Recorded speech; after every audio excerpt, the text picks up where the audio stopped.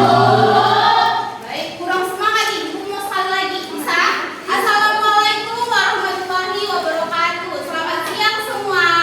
Waalaikumsalam warahmatullahi wabarakatuh. Siang Bu. Kakak sekretaris mana di sini? Ada yang tidak hadir Pak? Siapa aja nanti lapor ya namanya Ibu ya. Oke, sebelum memulai pembelajaran, ada baiknya kita berdoa dulu kepada Allah Subhanahu wa Ta'ala agar pembelajaran kita diberkati hari ini. Ketua kelas di sini mana? Oke, Bang, tolong dipimpin Bang doanya.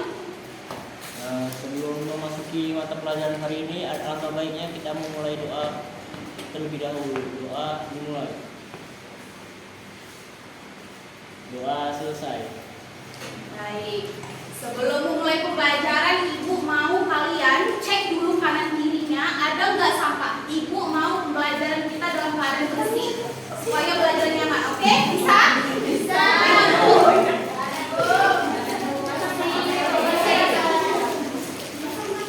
Baik. Nah, gimana kabarnya semua dalam keadaan puasa gini? Mesti semangat nggak ngikutin pelajaran sampai Oke, di pembelajaran biologi kali ini Ibu akan membawa kalian ke petualangan seru ke masa lalu. Yang mana? Jauh sebelum manusia ada. Ada yang bisa tebak kita akan belajar apa?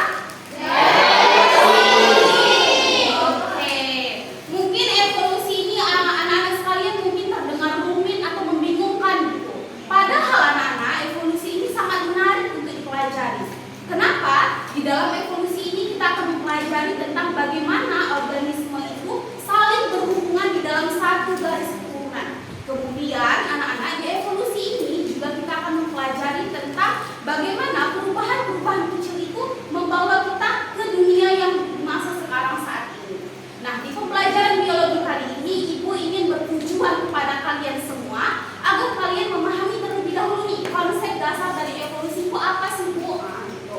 Kemudian Ibu ingin kalian membedakan antara berbagai macam teori evolusi itu sendiri. Kemudian Ibunya mau kalian itu memahami bukti-bukti dari evolusi itu sendiri. Kemudian Ibu mau juga yang terakhir kalian dapat berpikir kritis karena Ibu di sini menggunakan model pembelajaran PBL. Ibu ingin kalian dapat berpikir kritis atas apa yang nanti udah Ibu berikan studi kasus, yang dimana kalian Ibu harapkan dapat memecahkan masalah dari studi kasus itu sendiri. Nah, kemudian dengan gambaran yang akan kita pelajari nanti, gimana udah siap untuk mulai pelajaran?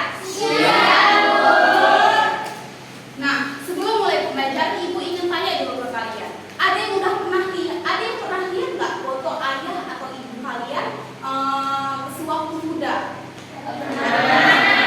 Nah, kalau pernah, perubahan apa sih yang kalian lihat? Perubahan apa? Perubahan fisik, kulit yang ikut, dan juga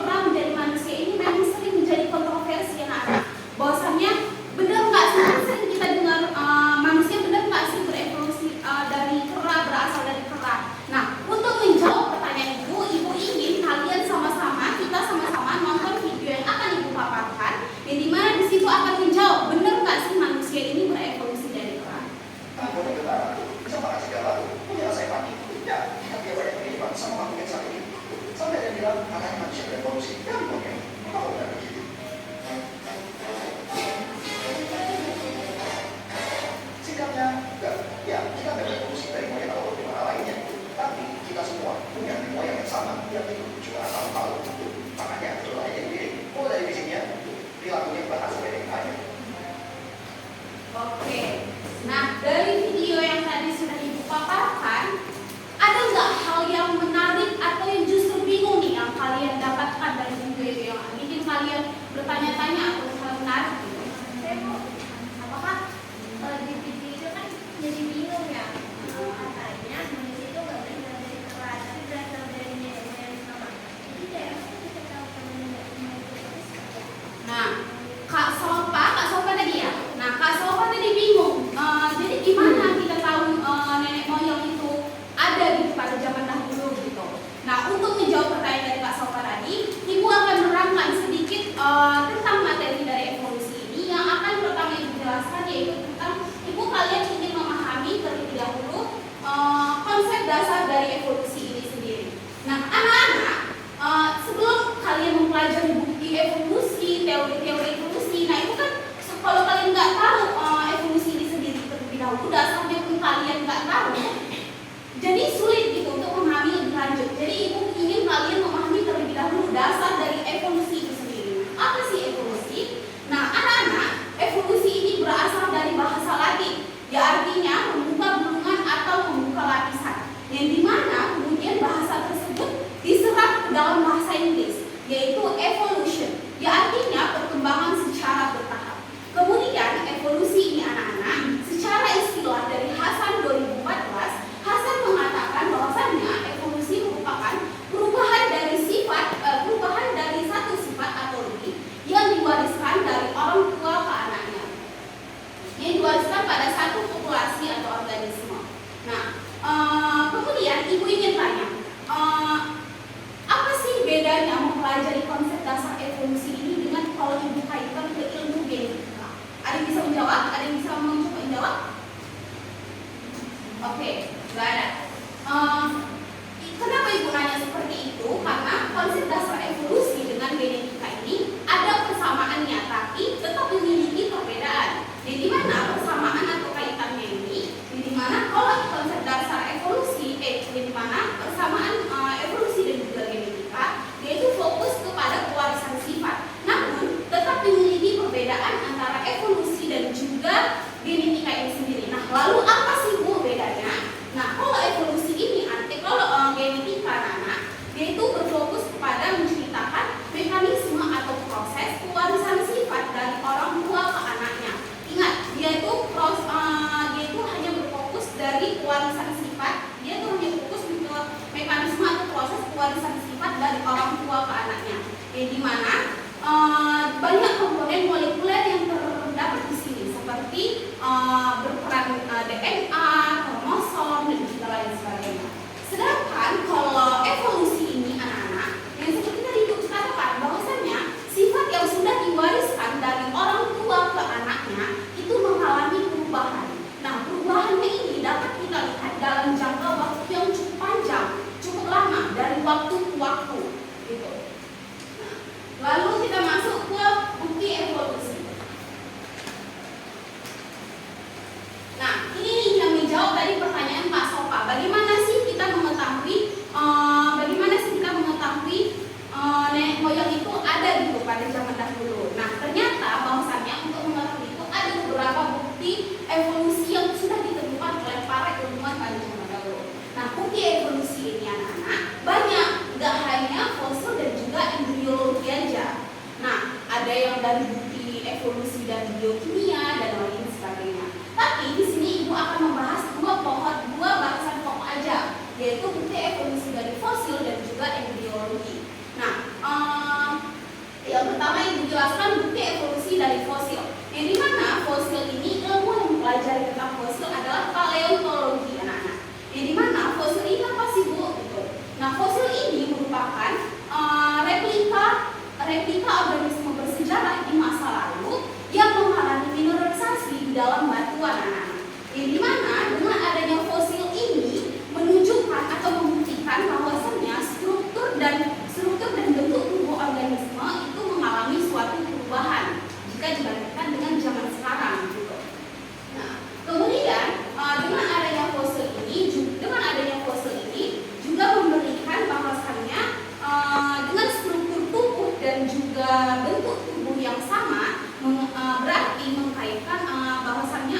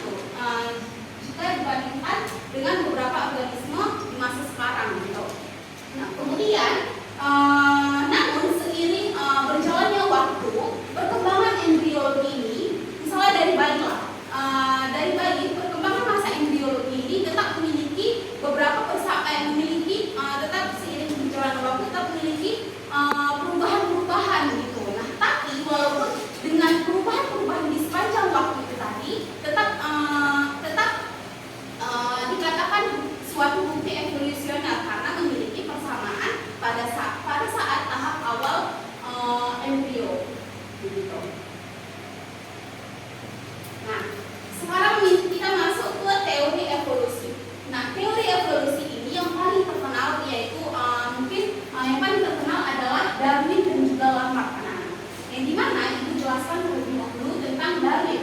Teori Darwin ini dia itu menciptakan sebuah buku yaitu On the Origin of Species by Means of Natural Selection. Yang dimana dengan buku ini menunjukkan beragam fakta empiris tentang evolusi. Yang dimana Darwin mengemukakan kata kunci dari evolusi ini yaitu adalah seleksi alam. Nah, ini dimana menurut Darwin, Ibu bawakan alat peraga ala-ala kita ini ya. Nah, dari Darwin ini menunjukkan bahwasannya teori evolusi Darwin ini yaitu menggunakan sampelnya sebagai jerapah sebagai menunjukkan bahwasannya kata kuncinya ini seleksi alam gitu. Nah, yang dimana pada masa dahulu jerapah itu memiliki yang namanya leher banyak beragam, ada yang panjang dan juga ada yang pendek. Nah, ini yang panjang dan juga ini yang pendek, ya kan? Nah, kemudian ini yang tahap ini bayangkan ya, ini tahap ini sebelum terjadi yang namanya seleksi alam. Yang di sebelah sini sudah terjadi yang namanya seleksi alam. Nah, yang pada masa ini kakak belakang nampak? Nah, yang pada masa ini jerapah itu memakan daun yang ada di pohon.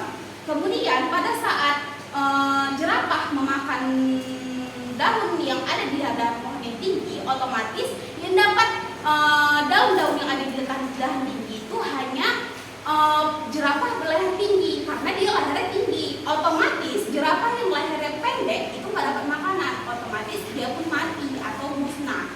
Nah, kemudian dari perkembangan dari waktu ke waktu, akhirnya yang seperti saat ini kita lihat jerapah itu hanya berleher panjang gitu.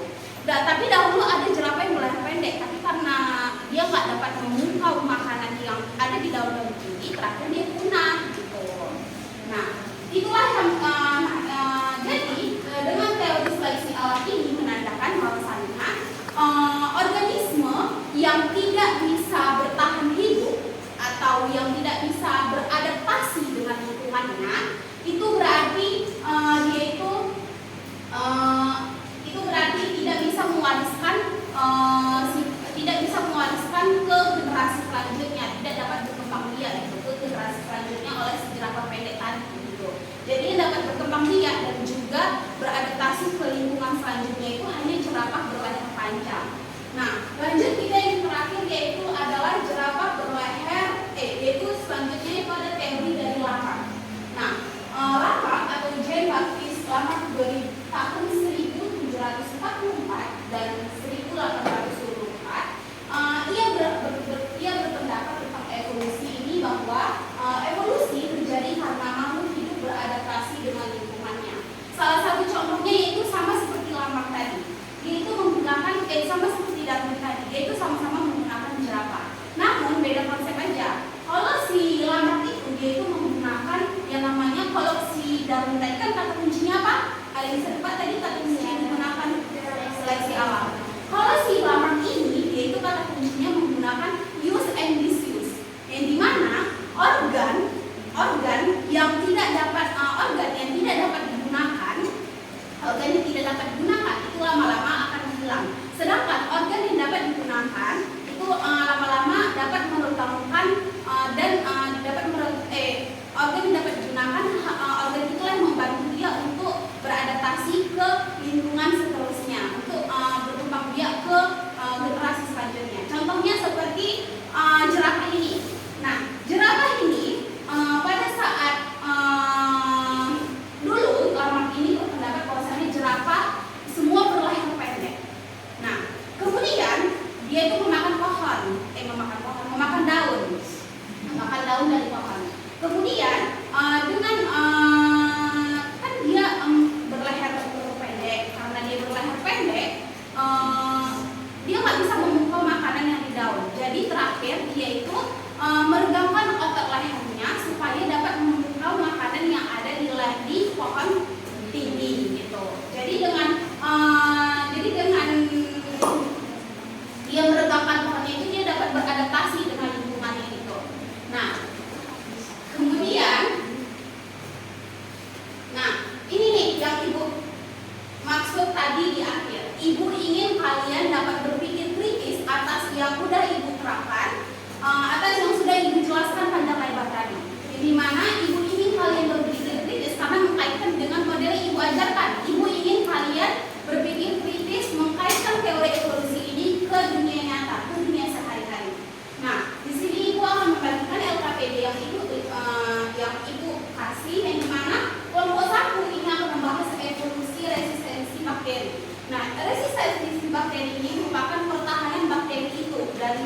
waktu gitu.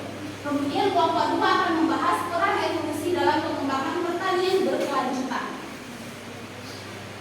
Salah, nomor 2 itu bukan peran, tapi maksudnya itu tantangan evolusi dalam perkembangan pertanian berkelanjutan. Yang nomor 3 yaitu nomor 2 peran dari pengembangan pertanian berkelanjutan. Nomor 3, kelompok 3 akan membahas tantangan dan strategi dalam menghadapi evolusi dinamik. Nah, yang dimana ibu ingin kalian membagi kelompok 3 kelompok, terserah kalian bagi sendiri. Oke. Nah, yang dimana kelompok 1 akan membahas tentang siapa kelompok 1? Oke, ini kelompok 1, 2, 3-nya belakang. Ya. Kelompok 1 ini di dalam satu tema ini udah ada masing-masing satu pertanyaan aja, satu pertanyaan yang akan kalian pecah. Ibu ingin nanti setelah sudah kalian diskusikan jawabannya, ibu kalian ingin presentasikan satu orang aja, perwakilan dari satu kelompok itu maju ke depan. Oke, kelompok 2.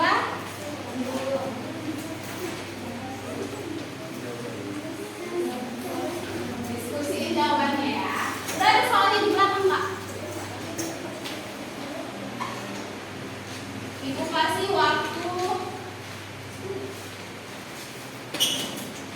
waktu 5 menit untuk mendiskusikan jawaban ini. Kalian diskusikan, nanti kalian maju ke depan ya.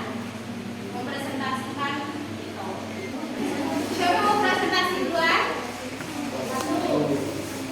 Kelompok 1. Oke.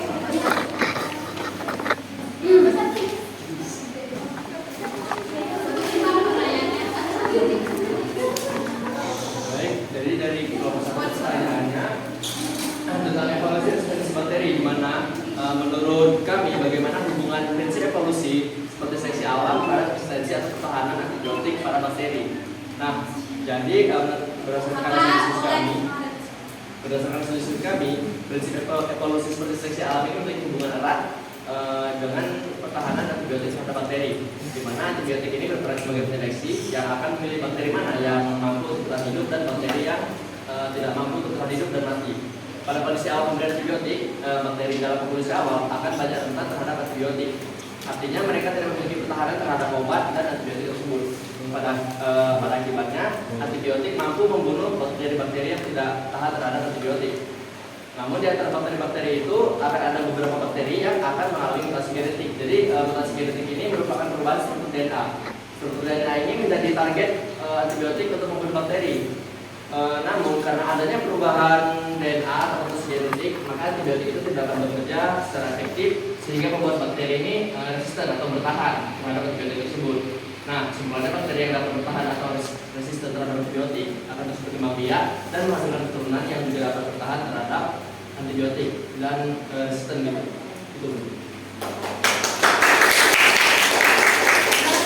Benar sekali tadi kata Bang Vini tadi katakan bahwasannya dengan bakteri yang dapat bertahan bakteri yang dapat bertahan dari antibiotik itu menandakan bahwasannya bakteri itu memiliki pertahanan yang kuat gitu.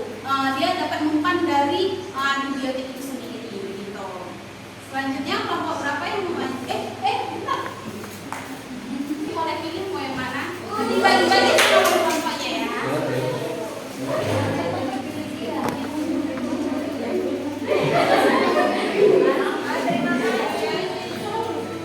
Oke, kelompok berapa lagi? 2.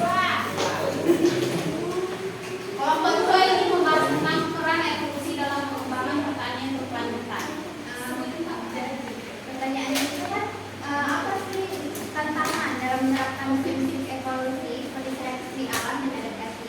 Menurut pendapat kelompok kami, penerapan evolusi seperti seleksi alam dan adaptasi ini emang memberi keuntungan untuk pengembangan hasil produksi di bidang khususnya di bidang pertanian.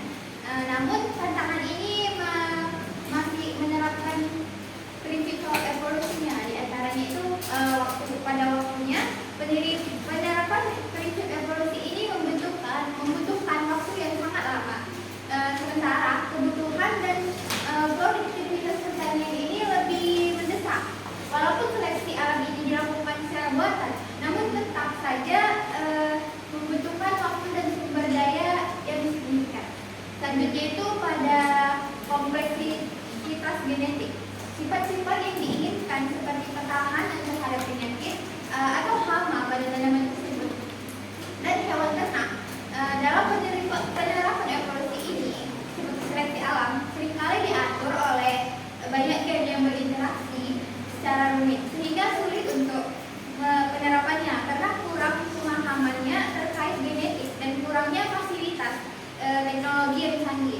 selanjutnya itu pada resistensi hama dan penyakit.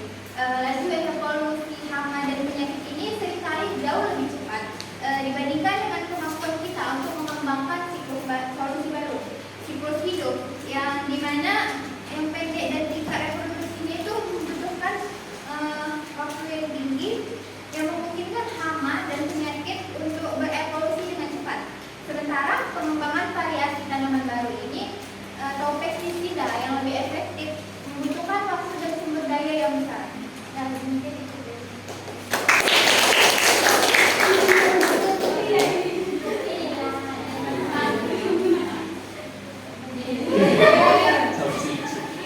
Oke, benar kali ya tadi dikatakan oleh Kak Desi. Pertanyaan Kak Desi tadi apa aja tantangannya Kak? Nah, apa aja tantangan dari evolusi ini seperti teori seleksi alam dan Darwin tadi jika diterapkan ke bidang pertanian? Nah, salah satunya yaitu adalah masalah waktu gitu ya. Dan seperti yang tadi sudah dijelaskan bahwasanya evolusi ini perubahannya itu membutuhkan waktu yang cukup panjang, cukup lama. Sedangkan konsumen pertanian itu membutuhkan hasil pertanian yang yang cepat gitu kan. Jadi kalau menerapkan teori seleksi alam ini itu salah kekurangannya. Jadi waktunya itu cukup lama gitu untuk menerapkan hal ini gitu. Lanjut kelompok 3.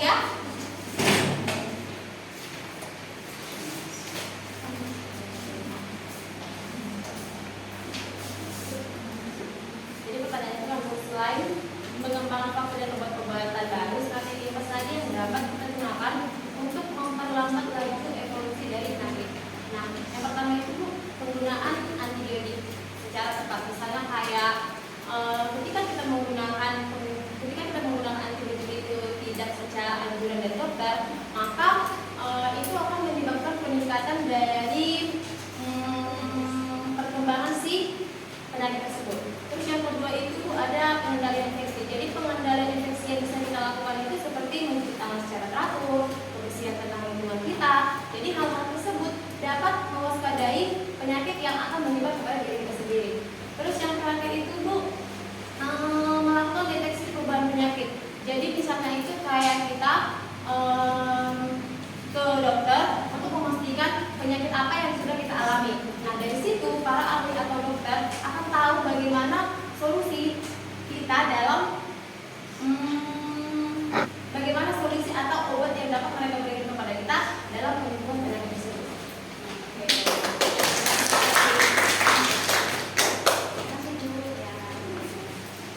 Jadi benar kali tadi dikatakan kakak bahwasannya dengan penggunaan antibiotik yang tepat itu justru dapat mematikan atau menghalang pertahanan dari bakteri itu sendiri. Nah, itu aja yang ibu akan sampaikan. Itu aja mengenai ruang lingkup evolusi dari konsep dasar evolusi itu apa, bukti-bukti evolusi, teori evolusi tadi. Nah, ibu ingin kalian dapat berpikir kritis dan tadi sudah kalian lakukan itu salah satu kalian dapat menganalisis gitu. Bagaimana sih menerapkan evolusi ini ke dunia nyata gitu. Nah, mungkin itu aja. Mungkin ada salah satu pesan yang ingin ibu sampaikan. Hiduplah seperti yang tadi teori evolusi dari salah satu dari bahwasannya seleksi alam. Nah, organisme yang dapat bertahan hidup atau dapat bertahan hidup atau beradaptasi dengan lingkungan, maka organisme itu yang dapat bertahan ke generasi selanjutnya untuk meneruskan generasi selanjutnya.